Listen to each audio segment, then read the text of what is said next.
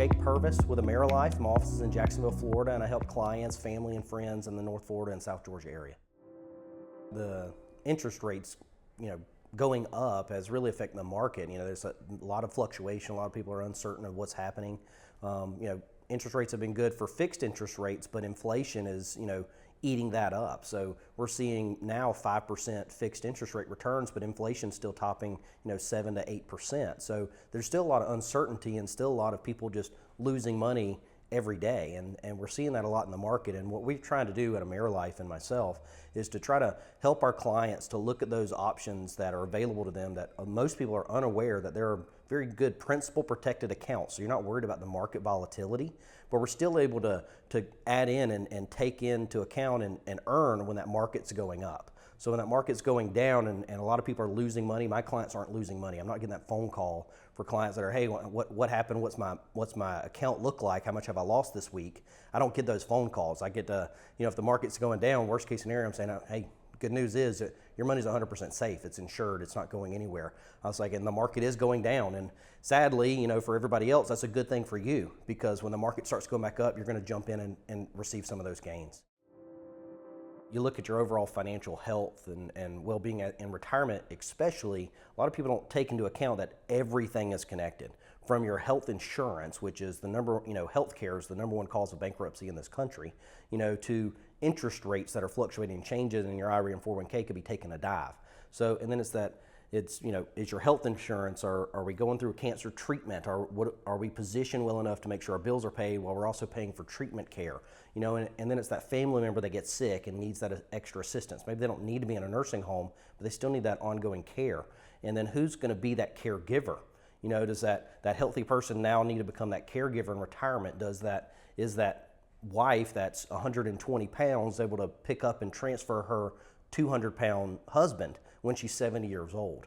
When is that situation going to rise and who's going to be able to cover that and pay for that? So everything's connected by their health care, just insurance costs and insurance responsibility, what's not covered on top of the financial health. So what do we say for retirement? So if a situation comes up and we need extra funds to help take care of someone because we physically can't do it, have we positioned yourself well enough to be able to make sure your mortgage, your rent, your light bill and food bill is paid, along with being able to afford some assistance, in the home to take care of that loved one if needed.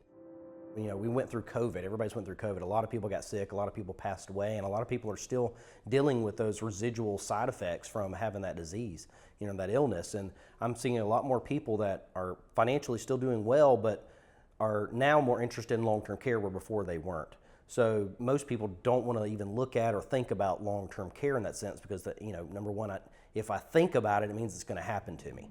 And we know that's not necessarily true, but we also know through statistics that, it's going to happen to a lot of people. And, I don't really like talking about statistics, but there's a high likelihood that a lot of people are going to need it at some point in your life, and you very well could be one of those people. So a lot of people are afraid to, pay a hefty premium. There's, misunderstanding a lot of the products that are available is paying a lot of money for something they may never use. And I hate doing stuff like that. I prefer to look at alternative and hybrid accounts to where you're actually keeping your money in your state, if you have a product set aside, but it's going to provide those funds or extra funds needed if you need it without actually paying a premium and flushing it down the drain in case you never use it. If you end up never using it, you'll either be able to have access to it yourself or your beneficiaries will receive it. There's good insurance agents and there's bad insurance agents out there. So when you're looking for an agent or looking for assistance, I definitely think, do a little research on that person you're talking to. How long have they been in the business? What company are they representing? Are they, a small company or are they a large company? Not to say the small companies aren't good, but the large companies typically have more assets and tools available to that agent to be able to provide more resources for that person.